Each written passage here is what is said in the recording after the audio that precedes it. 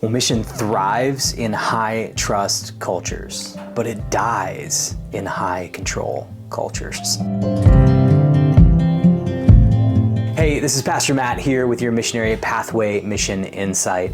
And some of the churches that you see making the biggest missional impacts, the networks you see making the biggest missional impacts, are generally networks and churches that have a high trust culture, because mission thrives in high trust cultures. But on the flip side, mission often dies in high control cultures. Why is this? You know, there's this story in the Gospels that has always kind of stuck out to me, and it's in Mark chapter 9. It's 38 to 41. And in it, you hear John talking to Jesus, and he says, "Teacher, you know, we saw some people casting out demons in your name, and we tried to stop them because they were not following us."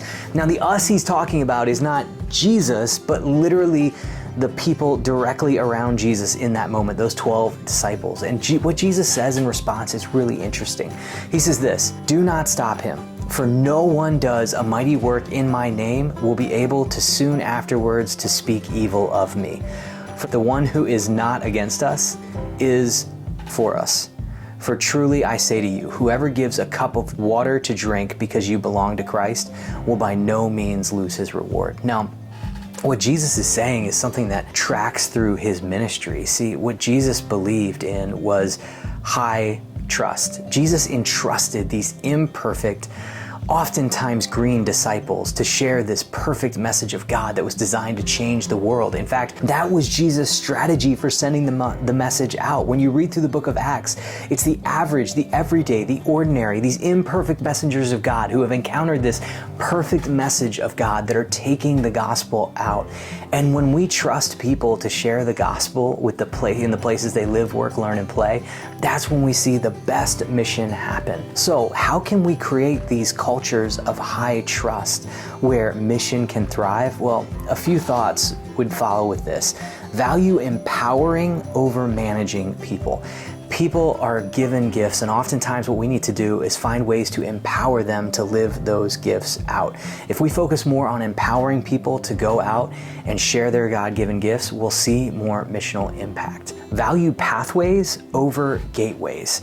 I think sometimes we're so afraid of what could happen that we're limiting what can happen. And so oftentimes what we need to realize is that if you create great pathways of training and discipling, you won't have to worry about as many of the gateways that we oftentimes put in place that become hurdles to mission. So value pathways over gateways.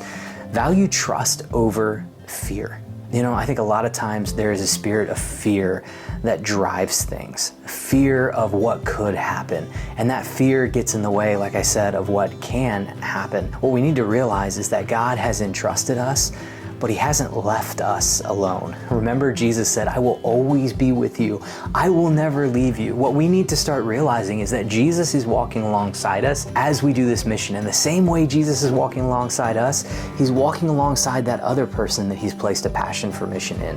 And so we need to focus more on how we can trust one another in mission and less on being afraid of what could happen in mission. And then finally, we have to remember that the real power lies in Jesus and his message, and not the imperfect messenger. I think oftentimes we can focus too much on the messenger and what they are or what they aren't. And we forget the fact that this message God is sending out has always gone out in the most unlikely people, in the most unlikely places. And so we need to remember where the real power lies. The real power lies in the message and in Jesus.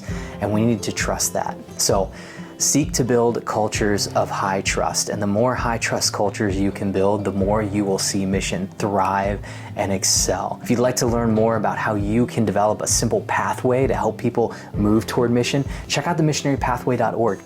Missionary Pathway is filled with simple practices that you can dig into that will help you learn how to live out mission in the everyday spaces, and ultimately help you learn how you can entrust people with the gospel in the places they're going. If you want to find out more, check out missionarypathway.org or check out some more of these mission insights. And until next time, it's always a joy hanging out with you here, right here on Mission Insights.